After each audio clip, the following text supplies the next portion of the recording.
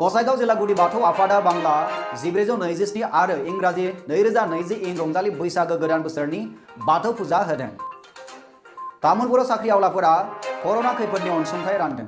2020 इं मायथाइनि गोदान बोसोर रंजालि बैसागोनि गाहाम हामलायथि बावहरदों UPPLनि आफादगिरि प्रमद बर' बिथाङा। बाक्सा तामुलपुराव साख्रि आवला आरो फालांगिफोरा अनसुंथाइ रानदों। मथंगा एग्र प्रडिउसार कम्पानि लिमिटेडखौ लानानै आथिखालाव BPF राजखान्थि हान्जाया राजखान्थि गेलेनायनिफ्राय जानगाराव थानांगौ होननानै मथंगा एग्र प्रडिउसार कम्पानि लिमिटेडनि सोद्रोमाफोरा गोख्रों रावजों बुंथिदों। बाक्सा सिलबारियाव गोरिब नखरफोरनो लकडाउननि अनसुंथाइ रानदों। खुलुमबाय बड'लेण्ड खौरांनि गासै नायगिरि नोंथांमोननिसिम अननाय मोजां मोननाय आरो सिबिनायखौ बावहरग्रोबाय आरो दिनैनि रादाबाव बरायबाय। दिनैनि रादाबखौ फरायदों रमेन बरा दानि फैदो आबुं रादाबाव।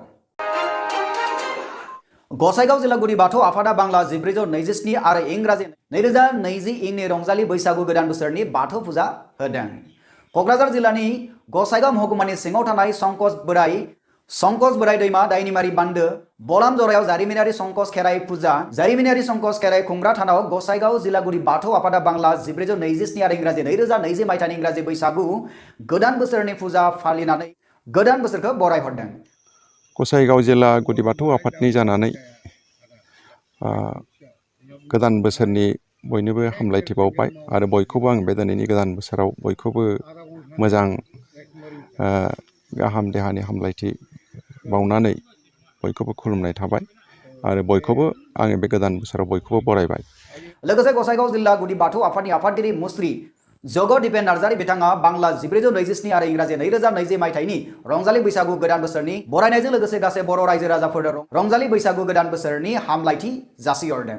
जोंनि गसाइगाव जिल्ला दुलाराय गुदि बाथौ आफादा बेवहाय जोङो बाथि खेबनि थाखाय जोङो बोसोर गोदानाव जोङो जोंनि आइ आफानाव आरो नैबे चौधुरी घाटआवनो जोंनि जे खेराइसालि बे खेराइसालियाव जोङो बे बाथौ थानसालियाव जोङो ज' जालायनानै आफादनि माखासे सोद्रोमाफ्रा जोङो ज' जालायनानै दिनै बेवहाय जोङो गोदान बोसोरनि बयनोबो हामलायथि बावनायजों लोगोसे बुहुमनाङैनो साग्लोबनाय महामारी कर'ना भाइरासनिफ्राय बारग'नांगौनि थाखायबो गासै बर' रायजो राजा सुबुंफोरखौ सांग्रां थानो थाखाय बिथाङा खावलायहरदों। जों बेखौ जाहाथे होबथानो थाखाय जों ससियेल डिस्टेन्स मेनटेन खालामो।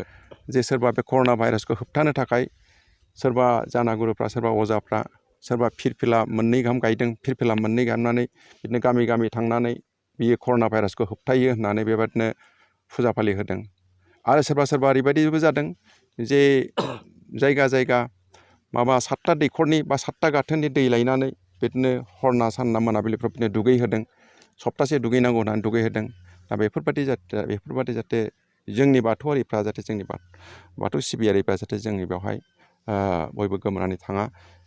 जोङो बेफोरबादि जे खोमसि फोथायनाय बे खोमसि फोथायनायनिफ्राय जों गोजानाव थानांगौ। मानोना जों जुदि बेवहाय गासै बे 7टा गाथोननि दै लानानै जुदि 7टा दैखरनिफ्राय दै लानानै जुदि सानफ्रोमबो 7 दिनसो दुगैनांगौब्ला बियो बबाव कर'ना भाइरास होबथानो कर'ना भाइरासआ बेनाव हाबगोनसो। जोंनि बाथौआरिफ्रा जाहाथे बेफोरबायदि नंखाय बाखाय फोसावा आं बेखौनो खावलायबाय। गसाइगावनिफ्राय खोरोमदाव लाइफांनि रिपर्ट बड'लेण्ड खौरां। तामुलपुर साख्रि आवलाफोरा कर'ना खैफोदनि अनसुंथाइ रानदों। थानायनिफ्राय खमसे खम 1 मिटार 1.5 मिटार गोजानाव थानांगौ आरो लोगोसेयावनो आखाइफोरखौ सुबाय हानांगौ आरो आखाइखौ सुवालासिनो गन्थं मेगन बा मोखांफोराव दांनाङा। बेखौ जोङो गामिनि रायजोफोरनो बुजायदों। जायफोरा गोरिब गुन्द्रा बिसोर न'खरखौ जों न'नैसो जों हानायखिनिखौ जोङो सरकारनि खावलायनाय लेखायै राननाय जादों। बेयाव माने थोजासे नङा, थेवब्लाबो बिथांमोना जेन बोथिसे बा बोथिनैखौ लगनो थानाङा बेखिनिखौ जों सुस्रांनो थाखाय हानायखिनिखौ जोंनिफ्राय होनाय जादों। मुलुगनाङैनो कर'ना बेरामा गोसारनायनि उनावनो गासैखौबो बन्द होनायाव गोबां गोरिब थाखोनि सुबुंफोरा गोबां सातजालायाव गोग्लैनायनि थाखाय सोरखारा अनसुंथाइ होनायजों लोगोसे साख्रि आवलाफोराबो गोरिब नखरफोरखौ मदद होबोगासिनो। COVID-19नि थाखाय लकडाउन खालामदों आरो जि लकडाउन खालामबाय माने मानसिफोरा खामानि मावनो हायाखै। जायफोरा खामानि मावनानै जाग्रा बिसोर न'खरनिफ्राय ओंखारनो हायि लेखा मा जाबाय माने रां रुफानि आंखालाव गोलैदों, माइरंनि आंखालाव गोलैदों, सोरबा लगनाव थानो गोनां जादों। बेखौ सरकारा हेल्प खालामनो थाखाय साख्रि आवलाफोरखौ थिननाय लेखा जोंबो मैमारि गामिनि 7 साख्रिआवलाया दावगाबोयो आरो बिनिफ्राय लोगोसे जोंजों बिथां नबजित नार्जारि होनना बुंनाय डक्टर बिथाङाबो फैफायो आरो बे लेखायै जोङो साब्रैबो लोगो नांनानै मैमारि गामिनि माने आंखालाव गोलैना थासननाय खामानि मावनो हायै बेफोरखौ नागिरनानै माने न'खर 30से न'खरखौ जों नागिरनानै सायख'नानै बिसोरनो हानायमानि जेरै माइरं दालि आलु पियाज साबोन संख्रि बेखिनिखौ जोङो मोनसे मोनसे थफ्लायाव आरो थावबो मोनसे मोनसे थफ्ला खालामनानै एसे जि हायो माने हेफाजाब होनो थाखाय जों नाजादों। बे लेखायै बाक्सा जिल्लानि तामुलपुरनि सिङाव थानाय मैमारि गामिनि साख्रिआवला गजेन नार्जि, गणेश नार्जि, सपन बर' आरो नबजित नार्जि बिथांमोना मैमारि गामिनि 32 न'खर गोरिब थाखोनि सुबुंफोरनो अनसुंथाइ राननानै होनानै जों खौरां मोनफैदों। जोङो माने मैमारि गामिया रंजालि बैसागो जोङो फालियोमोन।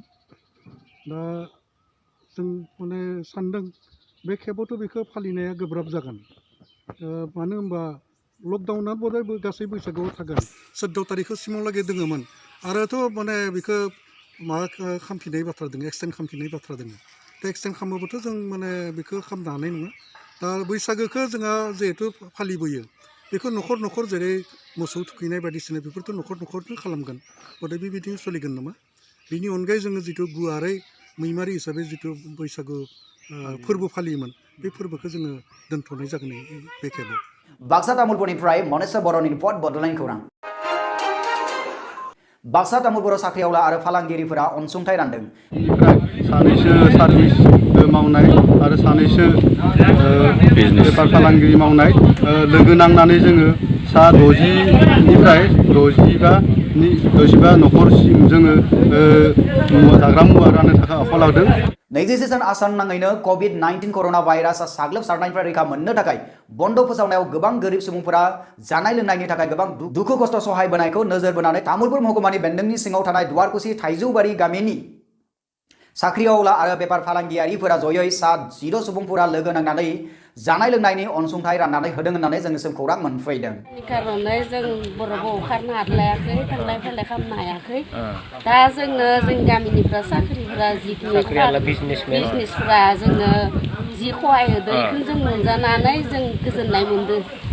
थांनाय 10 एप्रिल खालाराव बे जाग्रा मुवानि रानसारनायखौ मावफुंनाय जायो होननानैबो खौरां मोननाय जादों। तामुलपुरनिफ्राय मनेस्वर बर'नि रिपर्ट बड'लेण्ड खौरां। बाक्सा सिलबारियाव गोरिब न'खरफोरनो लकडाउननि अनसुंथाइ रानदों। रायजोआव लकडाउननि गोहोमाव गोबां गोरिब न'खरनि सुबुंफोरा मुथासे ओंखामनि थाखायनो सात जाल्लायाव गोग्लैनाय समावनो रायजोनि मन्त्रि डक्टर हिमन्त बिश्व शर्मानि बिथोन लेखा गोबां साख्रिआवलाफोरा गोरिब न'खरफोरनो लकडाउननि समाव आदार मुवा अनसुंथाइ राननानै होनायखौ नुनो मोननाय जादों। बेबायदिनो बाक्सा जिल्लानि सिङाव थानाय सिलबारि गामिनि दामिनी बर' फिसाय खगेन बर' बिथाङा गावनि गामिनि गोबां गोरिब न'खरफोरनो लकडाउननि समाव जाग्रा मुवा आदार राननानै होयो होननानै जोंसिम खौरां मोनफैदों। निउज डेस्क रिपर्ट बड'लेण्ड खौरां। दानिया सम सफैबाय बड'लेण्ड खौरांनि गासै नायगिरि नोंथांमोननिफ्राय बिदाय लानानै बड'लेण्ड खौरांनि गासै नायगिरि नोंथांमोननिसिम फिन अननाय मोजां मोननाय आरो सिबिनायखौ बावहरफिनबाय आरो लोगोसे गोदान बोसोर बैसागोनि गासैनिसिमबो हामलायथि जासिनानै दिनैनि रादाबखौ एसेबां फोजोबनाय जाबाय। गोजोन्थों।